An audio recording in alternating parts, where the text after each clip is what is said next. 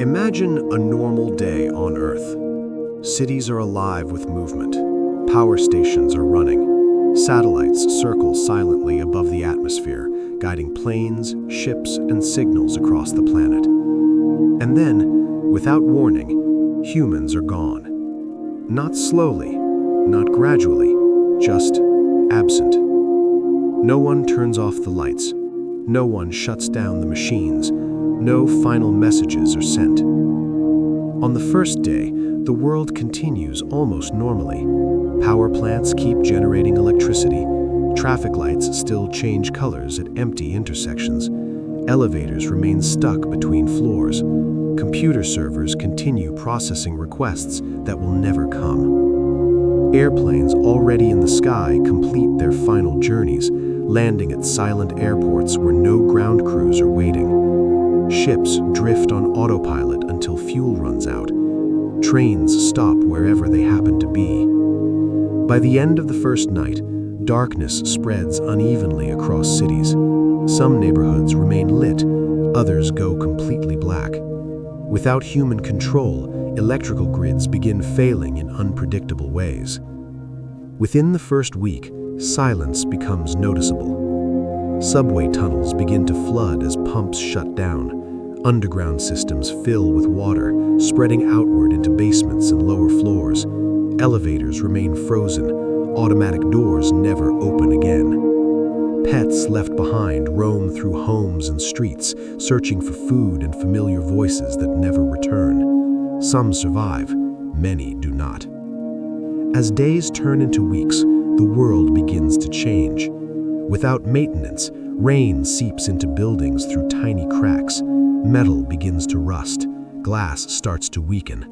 Wooden structures absorb moisture and slowly rot.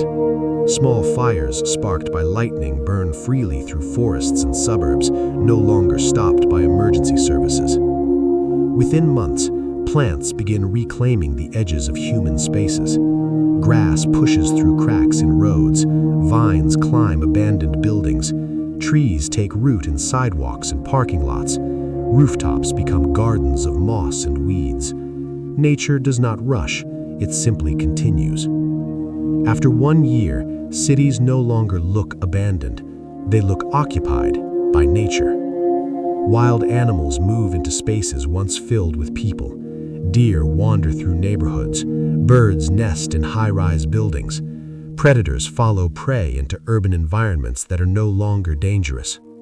Roads slowly collapse as roots break apart asphalt. Drainage systems fail, turning streets into streams and rivers. Bridges weaken under their own weight. Over decades, human infrastructure begins to disappear. Steel corrodes, concrete fractures. Skyscrapers lose their windows, then their walls. Dams crack and eventually collapse, releasing rivers back into their natural paths. Coastal cities slowly sink as sea levels reclaim land held back by human effort. After 100 years, only the strongest structures remain recognizable. Stone monuments stand partially intact.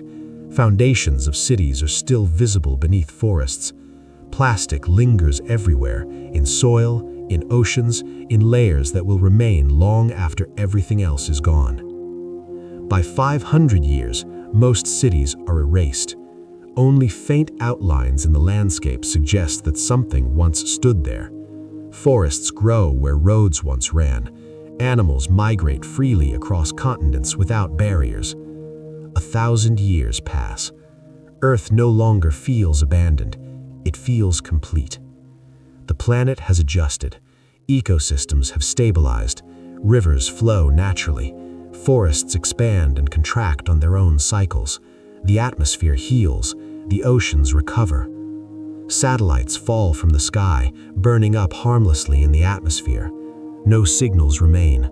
No broadcasts. No records. If something were to arrive on Earth now, it would see a thriving planet. It might find traces, strange materials buried in the ground, unusual layers of plastic, faint geometric patterns in stone, but it would never know our stories, our languages, our conflicts, our achievements.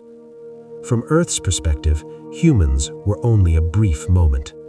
The planet did not need us to survive, it only tolerated us. This has never happened, but if it did, Earth would not end.